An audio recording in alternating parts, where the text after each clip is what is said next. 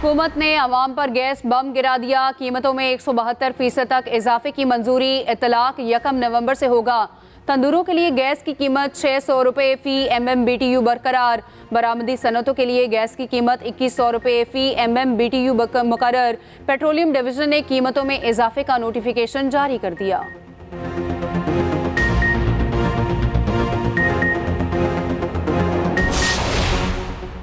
गैर कानूनी तारिकीन बिला ताखीर पाकिस्तान से चले जाएं। 31 अक्टूबर की डेडलाइन में तोसी नहीं होगी। गैर कानूनी तारिकीन के पास पाकिस्तान छोड़ने के लिए आज आखिरी रोज़ बड़े पैमाने पर मैपिंग और जियो फेंसिंग के जरिए मशकूक अफराद की निशानदही कर ली गई। 1 नवंबर से गैर कानूनी तारिकीन को डिपोर्ट किया जाएगा। मनकूला और गैर मनकूला जायदाद जब्त की जाएगी।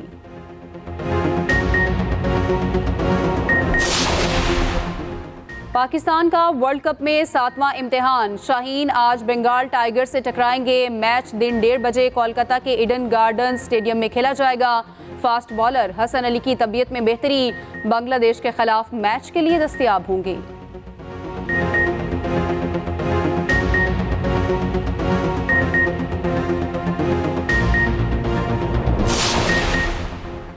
चीफ सेलेक्टर कौमी क्रिकेट टीम इंजमामुल हक मुस्ताफी वर्ल्ड कप के बीचों बीच ओहदा छोड़ दिया। इल्जामात लगते ही खुद को इंक्वायरी के लिए पेश कर दिया। प्लेयर्स एजेंट के साथ पार्टनरशिप का इल्ज़ाम इस्तीफे की वजह बना। इंजमामुल हक कहते हैं, मेरा प्लेयर्स एजेंट कंपनी से कोई ताल्लुक नहीं। पाकिस्तान क्रिकेट बोर्ड ने तहकीकात के लिए 5 रुकनी कमेटी बना दी।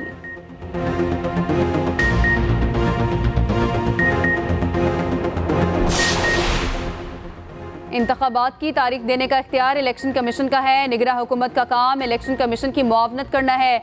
निगरां वज़ीर आज़म अनवारुल हक काकड़ की लाहौर में तलबा के साथ नशिस्त। कहा, पाकिस्तान में इस वक्त मुस्तहकम जमहूरियत नहीं, अबूरी जमहूरियत है। हमें एक दूसरे के सियासी नज़रियात का एहतराम करना चाहिए।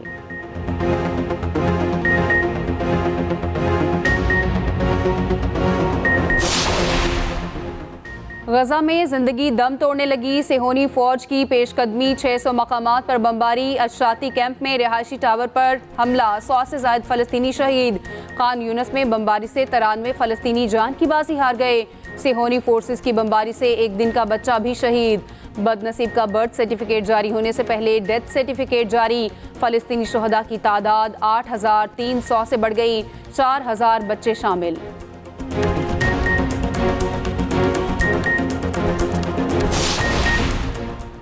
हमास का इसराइल की ज़मीनी कार्रवाई का मुंह तोड़ जवाब। सेहोनी टैंकों और बिल्डोजर्स को वापस जाने पर मजबूर कर दिया। हमास का कहना है, इसराइल के खिलाफ जंग फैसला कुन मार्का है। हिजबुल्लाह ने जनूबी लिबनान में इसराइली ड्रोन मार गिराया। इसराइली काफिले पर हमले करके फौजी गाड़ी तबाह कर दी। उधर अक़वाम मुत्तहिदा के 33 अमदादी ट्रक रफा क्रॉसिंग से गजा में दाखिल।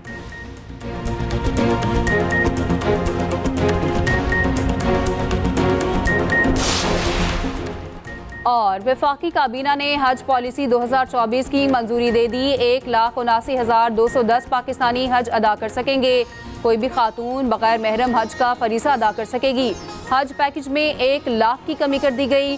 काबीना ने निजी एयरलाइन फ्लाई जनाह को बैन अल-अक़वामी रूट्स पर परवाजें चलाने की इजाज़त दे दी। इंतखाबात से पहले इत्तेहाद बनाने की कोशिश। मुस्लिम लीग नून के मुख्तलिफ सियासी जमातों से राब्ते। सदर नून लीग शहबाज शरीफ और कन्वीनर MKM खालिद मकबूल सिद्दीकी की टेलीफोनिक गुफ्तगू। आइंदा इंतखाबात के हवाले से बाहमी मुशावरत। शहबाज शरीफ और खालिद मकबूल सिद्दीकी की जल्द मुलाकात भी मुतवक्के।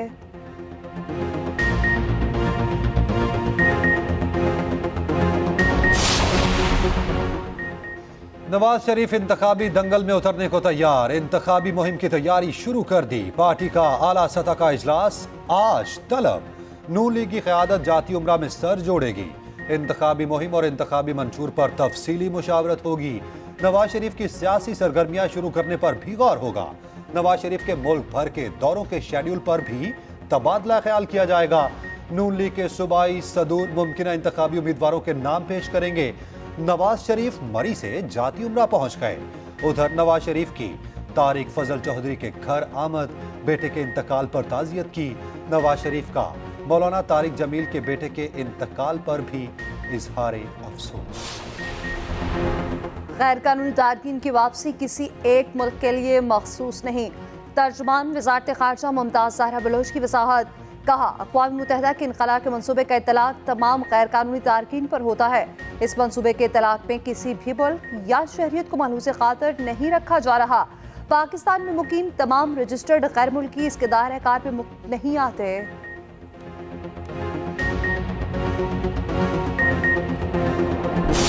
9 मई जो है वो एक लानती प्रोग्राम था, वो एक लानती गंदा और प्रोगंदा लोगों के किए हुए काम थे। पाक फौज हमारी फौज है, अजीम फौज है, और हमारे अजीम सिपह सलार ने इस मुल्क की इकॉनमी के लिए आसम मुनीर साहब हमारे शहरदार हैं और नदीम अंजम साहब ने बहुत खिदमात की हैं। हमारी सियासत हमेशा फौज की रही है, सबकी फौज के साथ रही है, सब सियासतदानों की। 9 में लानती प्रोग्राम था, कभी फौज के खिलाफ बात नहीं की। कल भी फौज के साथ थे, आज भी फौज के साथ हैं। सरबराह अवामी मुस्लिम लीग शेख रशीद की मीडिया से गुफ्तगू। कहा, जनरल आसिम मुनीर ने मुल्क की मईशत दुरुस्त कर दी, मुझसे कोई गलती हुई है तो माफी मांगता हूं। उधर Lahore high court Rawalpindi bench के हुक्म पर लाल हवेली डीसील, अवामी मुस्लिम लीग की सियासी बैठक और दुकानें भी खोल दी गईं। पीपल्स पार्टी से कुछ असूली बातों पर इत्तफाक हो सकता है। आज़ाद और शफाफ इलेक्शन चाहते हैं। रहनुमा पीटीआई अली मोहम्मद खान की एक्सप्रेस न्यूज़ के प्रोग्राम #सियासत में गुफ्तगू।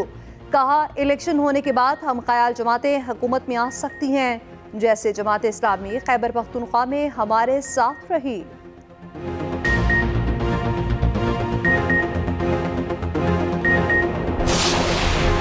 वफाकी काबीना ने हज पॉलिसी 2024 की मंजूरी दे दी। 1,79,210 पाकिस्तानी हज अदा कर सकेंगे। कोई भी खातून बगैर महरम हज का फरीजा अदा कर सकेगी। हज पैकेज में 1 लाख की कमी कर दी गई। काबीना ने निजी एयरलाइन फ्लाई जिना को बैनुल-अक़वामी रूट्स पर परवाजें चलाने की इजाजत दे दी। 10 FIA इमिग्रेशन चेक पोस्टों को थाने का दर्जा दे दिया गया।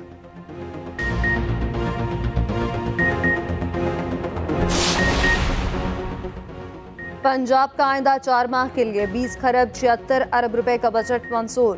तरक्याती अखराजात के लिए 351 अरब रुपए मुख्तस। शोबा सेहत के लिए 208 अरब, तालीम के लिए 222 अरब रुपए रखे गए। नेशनल हेल्थ सपोर्ट प्रोग्राम के लिए 1 अरब 80 करोड़ रुपए मुख्तस। ज़राअत के लिए 10 अरब, अवाम के रिलीफ के लिए 50 अरब रुपए रखे गए। मौसमियाती तब्दीलियों के चैलेंजेस से निपटने के लिए 7 अरब 30 करोड़ रुपए मुख्तस हुए। निगरान वज़ीर इत्तलात पंजाब आमिर मीर कहते हैं, बजट में गैर कानूनी तारकीन की वापसी के लिए 40 करोड़ रुपए रखे गए हैं।